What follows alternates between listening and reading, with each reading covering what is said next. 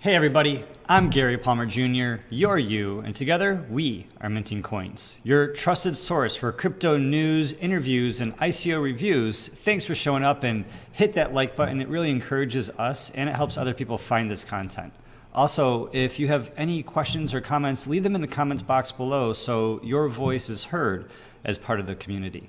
In this sponsored ICO review video, we're going to be reviewing the Guardium ICO, the Guardium platform, and how Guardium is seeking to help add to a decentralized world where everyone can have access to emergency services, to 911 services in their moment of need, not just select few based on where they live and if they have levels of infrastructure centralized to provide those services with decentralized technology, just as Bitcoin and Ethereum are going to unbank the banked, just as they're going to unbank the people who already have banks. They're also going to help create additional services and additional products to everyone throughout the world. And Guardium is taking on an issue that is life-threateningly serious, very real for lots of people, and is just really a pipe dream for most people in third world countries or in rural areas of first world countries as it is in America. So with that being said, let's dive right into the Guardium ICO review, take a look at their website and their white paper, and let's discuss. So starting off at the Guardium's website, we're over here at Guardium.co. It'll be nice to see as the token sale progresses, this website get updated to HTTPS. It's always nice to see SSL everywhere. And I think SSL is something that would be a good idea for them to add to this website. Hopefully we'll see that soon. But we could see here starting off at the very top of the website that the Guardium token sale is starting on March 20th. So right now we are currently in the pre-sale stage, and this is a time for certain people to get involved who can meet the minimum requirements. We're going to be reviewing what those requirements are in a little bit later in this video. But the actual token sale to the general public then is going to go on March 20th. So we're over a month away before that happens. And so what is Guardium? Let's talk about this at a high level. Guardium is a token for a new decentralized 911 service. Very, very interesting. Right now, you may or may not have access to 911. Not everybody does.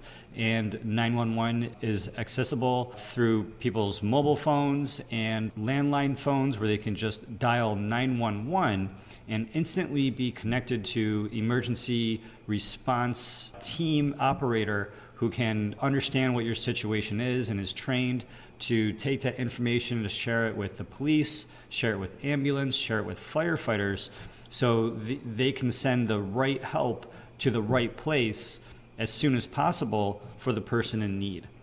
Now, 911 doesn't work for everybody in the world. 911 doesn't work for everybody in America. 911 doesn't work for all places. And even in places where 911 does work, it doesn't work for all cell phones.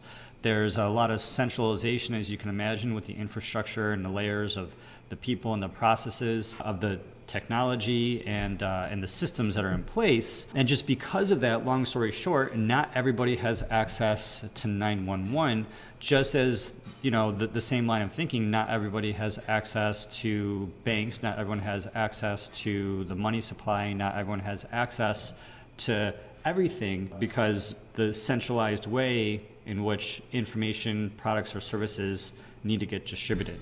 And what we've seen in the blockchain industry is that decentralized technology has a way of providing services to anybody and everybody who's interested in those services. And the more people in your community who adopt a technology, adopt a network, adopt a system, the stronger that is going to be for you and your community, right?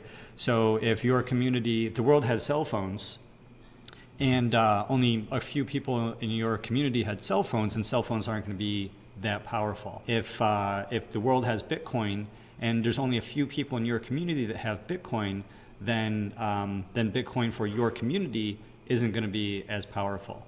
And what I would imagine, what I would speculate with Guardium and the decentralized 911 is that the more people who learn about this and use this technology in a particular community, the stronger that this system would be for those people. And if this is going to be a global decentralized 911, then this system would apply for people in New York City, just as this system would apply to people in different parts around the continent of Africa. At the top of the website here, you can enter your email to subscribe and get more information. You can also check out the white paper in a few different languages here, where you can get that information in Japanese, Chinese, or Korean, or English. And so just to reiterate again, Guardium is a token, and it's going to be for a new global public safety utility. And so they're setting up the Guardium token as being a public utility, a decentralized token that really anyone is going to be able to use moving forward. It's going to be providing this economic framework for distributing the emergency response services, which is the whole system that we just talked about. So instead of calling 911 and it going to a central operator who can get the right people to the right place, this is going to be an economic framework for a distributed emergency response to the 4 billion unbanked people around the world who don't have access to 911.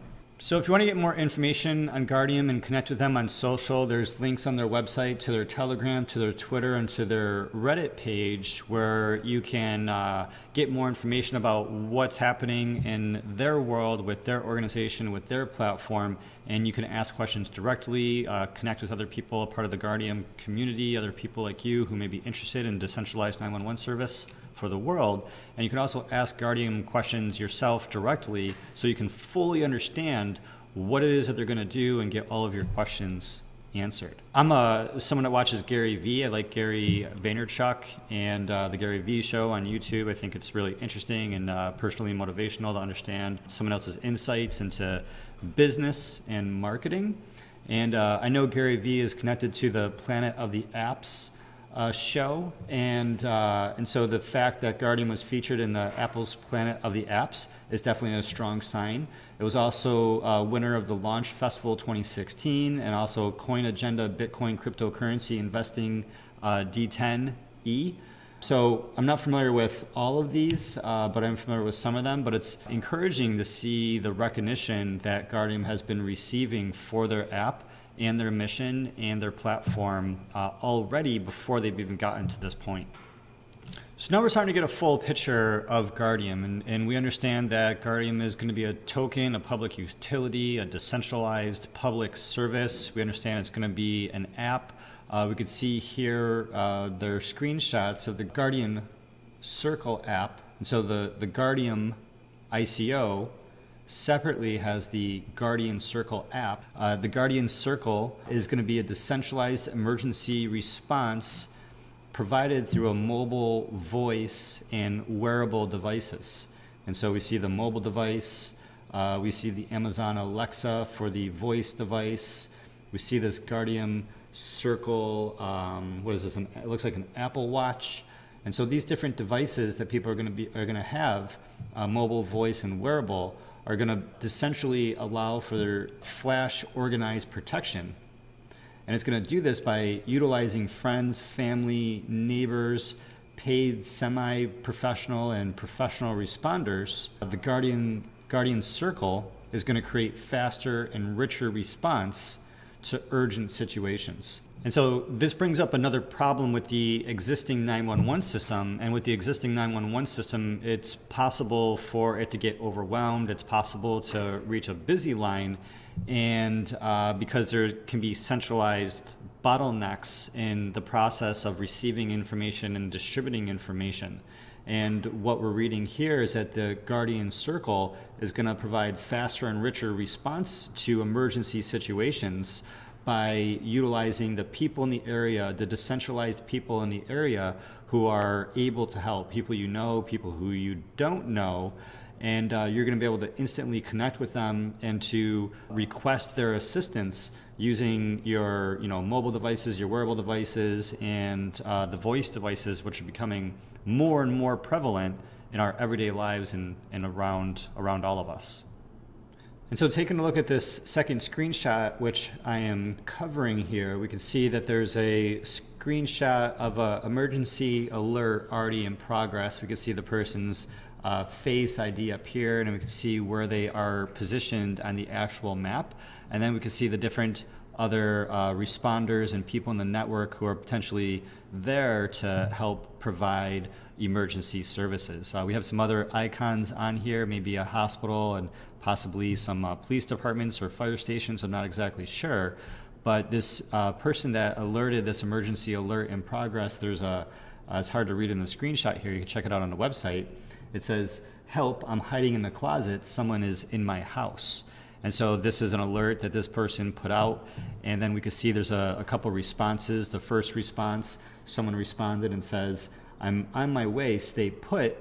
And there's a second person that responded and said, "I'll be there in 5. And then down below where the person can send the messages to their network, there's a little, it looks like a button here which says, "Escalate to second-degree guardians." And so there's apparently this escalation system where you can reach out to your first degree, maybe that's your friends and your family, and then if that's not good enough or you need more immediate help, then you can escalate this to your friends of your friends, or perhaps the professional responders or the semi-professional responders who are using this app to help people in case of health crisis or whatever the situation it entails. So on their website, you can then continue scrolling through the website. You can check out their timeline, understand where they have come from and where they're going, what the roadmap is moving forward after the token sale. We have the final release of the app with the Guardium protection contracts on December 1st, 2018, and then the worldwide expansion push in just less than a year away in January 15th, 2019. You can also check out the token sale distribution details, where the money is going. And this Guardium, it says here, is a proprietary new token that is resistant to the 51% attack. It has its own standalone blockchain, so it's not subject to increasing transaction congestion produced by other tokens. Guardium powers the global decentralized 911 public utility of the Guardian Circle, and the total supply of the Guardium token is going to be 100 million of these tokens. And so on a side note, if you want to be part of that 1 millionth club of the Guardium token, just 100 of these tokens and you will have 1 millionth of all of the Guardium tokens that will ever exist. If you want to participate in the pre-sale, then you could pop your email in here. You could get more information about that. Here we have the Guardium team. We see that there's Mark and Chris. Mark, the founder and CEO. Mark is a serial entrepreneur, author, has founded 5 internet companies, 3 exits, has written 8 books, and has built consumer products that have generated millions of registered users in the first year. So this is someone who has experience creating technology, developing technology, and pushing it forward. Chris Hayes, the other co-founder and CTO, started his career building web applications in the aerospace industry, and then lays claim to architecting one of the payment industry's first HR IPSP platforms in 2007. I don't even know what that is, but apparently that generated 35,000 daily within 2 months of launch. And so these are people who have a lot of experience working at Fortune 500 companies and developing technology, pushing business forward. And they have a whole other team of people behind them. They have advisors behind them, investors, media, talking about what they're doing, what's going on. We already saw earlier that they were featured in Apple's Planet of the Apps, which I think is pretty cool and pretty interesting. And because this is a separate standalone blockchain, they already have their wallets here as well. And so if you have Windows, Apple, Linux, you can download these wallets and then manage and store your private keys for this new blockchain. And then this gets us to the public pre-sale, which is currently open. The full ICO is going to be happening not until the later half of March, but the public pre-sale is open. We have the pre-sale instructions, exactly what to do. If you want to be part of the pre-sale, including filling out the form that's on this website. Real quick, the pre-sale terms is a $5,000 USD minimum. The list price is 0.333 USD per token, which gives you a 25% bonus. And this is open to non-US based individuals and US accredited investors. And so typically the way that the ICO industry is moving is that to be part of the pre-ICO, you need to be either a US citizen who is an accredited investor, which means you already have some wealth behind you. You know, I think it's over $500,000 not including your primary residence, or a non-US citizen. And then what happens is that they build these tokens that are utility-based tokens, and then they launch the main ICO afterward. And by doing a pre-sale to accredited investors and then creating a truly pure utility token, the ICO will then later more likely be available to all people, because it'll be less likely that this token will be deemed as a security by the United States Securities and Exchange Commission because of infrastructure, because of how this token, this company has been formed, and how these tokens are raising funds, and how the token that people are buying in the main ICO is perceived to be used and how it's perceived to gain value. And so while these pre-ICOs are limiting everyone who can get involved in the pre-sale, they're also creating greater security for more participants to be involved later on. So it's really interesting for us to see how the industry is evolving. And this is actually really encouraging because Bitcoin doesn't have to worry about regulation because no one owns or operates Bitcoin. It's just a technology and a network. But these new technologies, they do have to deal with regulators. They do have leaders that are pushing things forward. And those people who are leading these companies, pushing these projects forward, do need to abide by the laws and the regulations of the jurisdictions of which they live in, they work in, and they're bound to. Otherwise, they get put in places that they don't want to be. The website continues to go on with additional details about the pre-sale terms, how to be involved in the pre-sale. If you want to pay with Bitcoin, Ethereum, if you want to pay with USD, they have a pre-sale order form right on the website where you can fill out the form and then continue on with the process of being connected inside the Guardium pre-ICO. If you are not an accredited investor and you are interested in Guardium and what they're going to be doing and how they're going to be moving forward, then what I would recommend for you is that you sign up to their email list, and this way you can get new information as it's coming out about what's happening and where they're going. So if you're interested, I definitely recommend you check out their Telegram and Twitter and Reddit to get more information. Their Telegram is over here. You can click on there, join that community, take a peek at their pinned message, see what they have to say. You can get all the information about what's going on, and you can get your questions answered in the community as well. Check them out on Twitter. They are Guardian Circle on Twitter, and then we have them on Reddit as well. Here's the white paper. We're not going to dive too deep into this today, but if you're interested, definitely read the white paper, definitely read what's going on, read the background information, where they're coming from, read what the current setup is, read where they're going. There is a lot of really good information in here, as there is in each of the white papers, and it really helps to give a full picture. If you read something in a white paper and it doesn't make sense, then what you need to do is that you need to ask questions, because it's critical that you do your own research. It's critical that you understand what you're investing into, because while these projects may have huge amounts of reward, they also come with substantial risk. And in this industry, in this world, you need to do your own research, and you simply need to understand what it is that you're getting yourself into. What is the project, who's behind the project, and just arm yourself with information. So being in the blockchain industry, we've seen a lot of ICOs, we see a lot of projects coming along, and I don't know what's going on with the whole lion imagery, but this lion logo seems to be used over and over again. I'm not sure what the situation is with this, but here we have the Guardium logo for the Guardian Circle logo, and it's just a little similar to the Brave logo.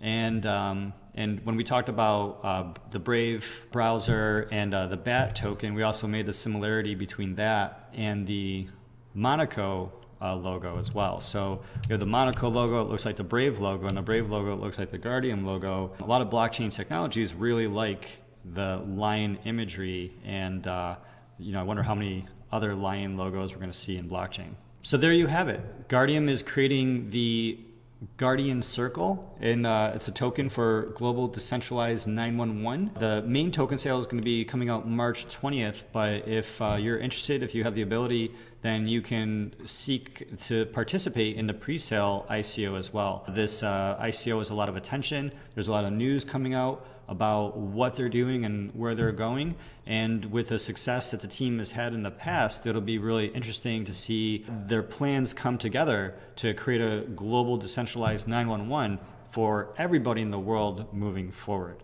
Feel free to share, what do you think about this ICO? What do you think about Guardium? What do you think about decentralized 911? And I'm also really interested, have you ever experienced or heard of someone's experience of 911 not working right?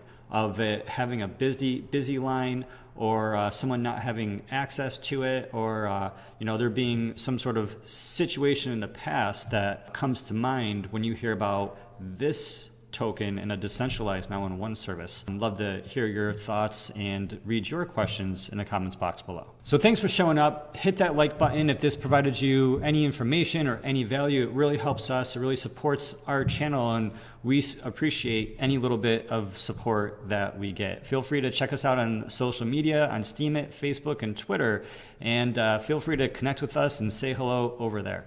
Until next time, I'm glad that together we are minting coins.